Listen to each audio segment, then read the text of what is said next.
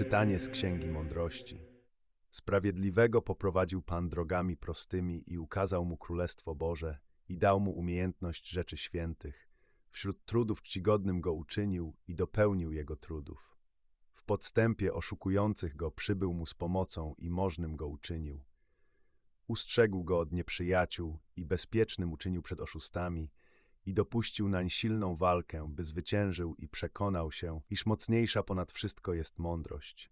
Ona to sprawiedliwego, gdy go sprzedano, nie opuściła, lecz od grzeszników go uwolniła i zstąpiła z nim do ciemnicy, a w więzieniu go nie zaniechała, aż mu przyniosła berło królestwa i potęgę przeciw tym, którzy go uciskali.